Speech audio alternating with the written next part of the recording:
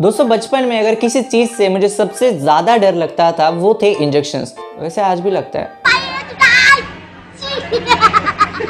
आज की वीडियो में मैं इंजेक्शन के रिलेटेड आपको एक टॉपिक के बारे में बात करने वाला हूँ जिसका नाम है कंट्रोल एरिया। कंट्रोल एरिया का इंपॉर्टेंस फार्मास्यूटिकल इंडस्ट्री में स्पेशली जहाँ पे स्टेराइल प्रोडक्ट्स बनते हैं वहाँ पे बहुत ज़्यादा होता है। तो एग्जैक्टली कंट्रोल एरिया का यूज़ किस तरह से कंपनीज करती है, यहाँ पे काम किस तरह से किया जाता है, वेरियस चीज़ों के बारे में मैं आपको आज डिटेल में बात करने वाला हूँ जो आपके जनरल नॉलेज के लिए और आपके फार्मास्यूटिकल इंडस्ट्री के एक्सपीरियंस के लिए बहुत ज़्यादा इंपॉर्टेंट साबित हो सकते हैं। तो इस वीडियो को शुरू से लेकर अंत तक जरूर देखिए।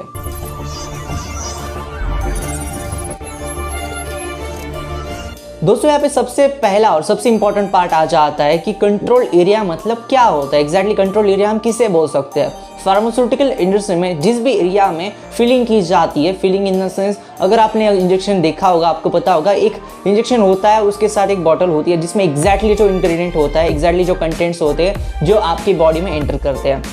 जहाँ पे भी वो फिलिंग की जाती है उस बॉटल में, जहाँ पे भी वो ड्रग भरा जाता है, वो सॉल्यूशन भरा जाता है, उस एरिया का कंट्रोल एरिया बोला जाता है। वैसे देखा जाए तो ये बहुत सुपरफिशियल डेफिनेशन हो गए, लेकिन मैंने आपको एक आइडिया देने का ट्राई किया कि किस एरिया को ओवरऑल हम कंट्रोल एरिया बोला जाता है। दोस्तों इस कंट्रोल एरिया में डीह्यूमिडिफायर्स और हेपा फिल्टर्स का भी यूज होता है जिस वजह से कंट्रोल एरिया में जो हवा आ रही है, जो एयर एंटर हो रही है उसका बहुत सारी चीज़ देखी जाती है। उसमें अगर कॉन्टेमिनेटेड कुछ पार्टिकल से तो एंटर नहीं हो सकते, प्लस टेम्परेचर प्रेशर उस टोटल एरिया का मॉनिटर किया जाता है। बहुत ही कंट्रोल एरिया में कंट्रोल टेम्परेचर के ऊपर, कंट्रोल प्रेशर के ऊपर सारी चीज़ें रखी जाती है और इस वजह से भी हम बोल सकते हैं कि इस एरिया को टोटली कंट्रोल एरिया बोला जाता है। दोस्तों अगला पॉइंट है जो बहुत इंपॉर्टेंट है कि कंट्रोल एरिया के ऑब्जेक्टिव्स क्या होते हैं, यानी कंट्रोल एरिया को किस लिए बनाया जाता है, क्योंकि ये बहुत इंटरेस्टिंग पार्ट और बहुत ज़्यादा इंपॉर्टेंट भी है। अगर आप किसी चीज़ को बना रहे हो तो उसके ऑब्जेक्टिव भी आपको पता होने चाहिए कि इस आउटकम से क्या आने वाला है, इस एरिया से हमें क्या निकालने वाला है। पॉइंट नंबर 1 और सबसे इंपॉर्टेंट ऑब्जेक्टिव, प्रिवेंटिंग कंटामिनेशन। आपके एरिया में, कंट्रोल एरिया में बहुत सारे एयर एंटर हो सकती है। यहाँ पे इस एयर में अगर कोई माइक्रोबियल कंटामिनेशन है, कंटामिनेशन इन द सेंस अगर कुछ छोटे छोटे पार्टिकल्स हैं अगर इन्होंने एंटर किया, और सपोज एग्जांपल के लिए बता रहा हूँ आपको कि अगर ये अनफॉर्चुनेटली जहाँ पे भी फिलिंग चल रही है किसी एक बॉटल में वो चले गए, फिर उसके बाद वो बॉटल जाएगी मार्केट में, फिर मार्केट से डॉक्टर के पास और डॉक्टर के पास इंजेक्शन के थ्रू डायरेक्टली आपके बॉडी में। अगर मान लीजिए अगर कोई बहुत ही सीरियस बीमारी है जिसके लिए इंजेक्शन देने वाला है डॉक्टर, और अगर उस बॉटल में अगर कोई कॉन्टेमिनेटेड पार्टिकल्स हैं तो सोच लीजिए आपकी बॉडी में कितने ज़्यादा वो हार्म कर सकते हैं। वैसे भी देखा जाए तो स्टेराइल प्रोडक्ट्स जो होते हैं बहुत ज़्यादा मतलब खतरनाक भी होते हैं और बहुत ज़्यादा यूजफुल भी होते हैं। खतरनाक इसलिए बोल रहा हूँ मैं आपको क्योंकि उनका जो ड्रग का हाफ लाइफ टाइम जो होता है वो बहुत ज़्यादा ऑनसेट एक्शन देते हैं। अगर आप इंजेक्शन लोगे आपने देखा होगा कि बहुत ज़्यादा जल्दी आपको एक्शन मिल जाती है एज कम्पेयर टू टैबलेट्स। अगर आप टैबलेट लेते हो तो आधा घंटा 45 मिनट्स अकॉर्डिंग टू ड्रग आपके एक्शन के लिए टाइम बहुत लग जाता है, लेकिन इंजेक्शन के बारे में ऐसा होता नहीं। इसलिए स्टेरॉइड प्रोडक्ट जो होते हैं वो मेनली जो यूज़ किए जाते हैं वो इमरजेंसी कंडीशंस में भी बहुत ज़्यादा यूज़ किए जाते हैं, जहाँ पे भी पेशेंट्स अनकॉन्शियस होता है। ऐसी केस में टैबलेट्स का कुछ भी यूज़ नहीं होता, स्टेराइल प्रोडक्ट्स यानी इंजेक्शंस जो होते हैं उनका यूज़ होता है। इसलिए ये चीज़ बहुत ज़्यादा मॉनिटर की जाती है कि आपकी बॉडी में जो जाने वाला है ड्रग उसमें कोई पार्टिकल ना हो, उसमें कोई माइक्रोब्स ना हो। माइक्रोब यानी जो छोटे छोटे माइक्रो ऑर्गेनिज्म जो हवा में घूमते रहते हैं, अगर ये चले गए और उन्होंने प्रोडक्शन कर दिया अंदर ही अंदर कुछ 4-5 महीने, उसके बाद 6 महीने के बाद आपकी बॉडी में वो ड्रग चला जाएगा,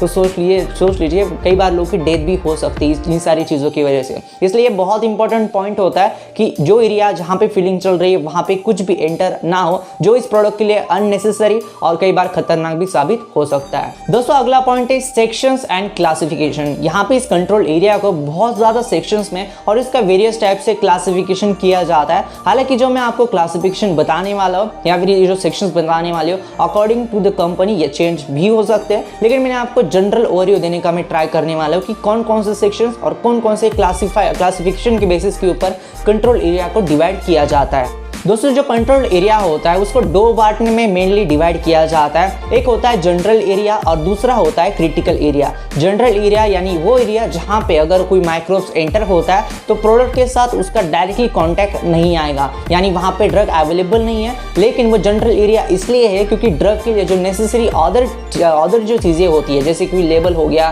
कोई जो कंटेनर होता है उसका कोई फिलिंग हो गया, उसका कोई क्लीनिंग हो गया, ये जो सारी चीज़ें होती है ये सारी चीज़ों को जनरल एरिया में डाला जाता है। यानी जहाँ पे एग्जैक्टली ड्रग अवेलेबल तो नहीं है लेकिन ड्रग के रिलेटेड, उस प्रोडक्ट के रिलेटेड बाकी चीज़ें हैं, उन सारी चीज़ों को जनरल एरिया बोला जाता है। अगर वहाँ पे कुछ कंटामिनेटेड पार्टिकल्स या फिर कुछ माइक्रोब्स आ जाते तो वो डायरेक्टली अफेक्ट नहीं करते ड्रग के ऊपर।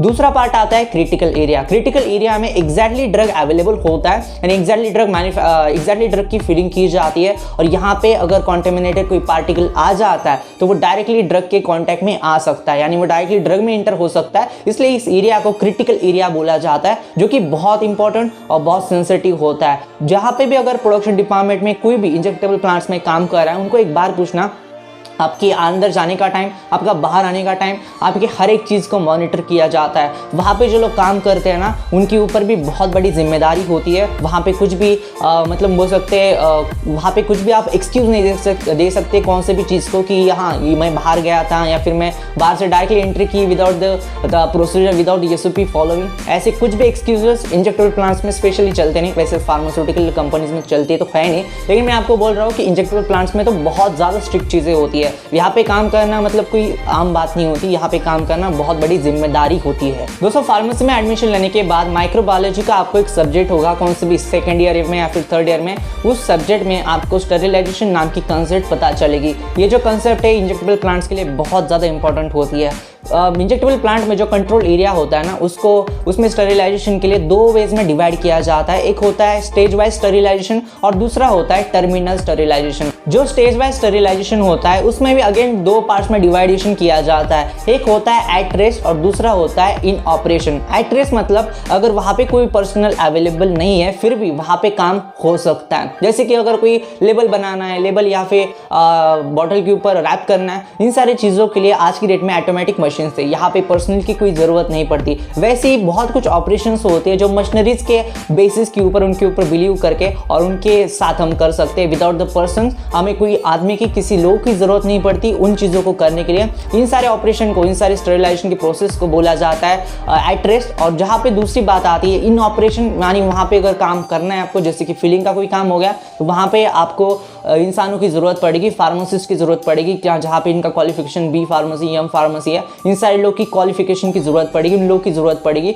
ऐसे बोला जाता है इन ऑपरेशन। ये बहुत इंपॉर्टेंट, बहुत सॉर्टेड वाला टाइप होता है कि कुछ चीज़ें मशीन्स कर सकते हैं और कुछ चीज़ें इंसानों को करनी पड़ती है। दोस्तों इस वीडियो के सबसे एंड में बात आती है ग्रेड्स के बारे में। दोस्तों देखिए कंट्रोल एरिया जो होता है वो ग्रेड्स में डिवाइडेशन किया जाता है, A, B, C, D। अभी ये जो ग्रेड्स होते हैं ना, वो डिवाइड इस बेसिस के ऊपर किए जाते हैं कि कहाँ पे ज़्यादा रिस्क हो सकती है, कहाँ पे बहुत सेंसिटिव एरिया हो सकता है। जो ग्रेड A होती है ना, उसको बोला जाता है बहुत ही सेंसिटिव, एट रिस्क बोला जाता है इसको, क्योंकि इस एरिया में एक्चुअली में फिलिंग की जाती है। अभी according to situation B, C, D का क्लासिफिकेशन हो सकता है, लेकिन A जो होता है प्रायोरिटी नंबर 1 होता है। यहाँ पे बहुत सेंसिटिव एरिया में बहुत सेंसिटिव चीज़ें रखी जाती है। यहाँ पे एंट्री जो होती है वो भी मिनिमल लोगों की होती है। यहाँ पे बाकी प्रोडक्शन डिपार्टमेंट जैसा नहीं होता कि पूरी के पूरी बैच काम करे एक मशीनरी के साथ में, ऐसा बिल्कुल भी नहीं होता।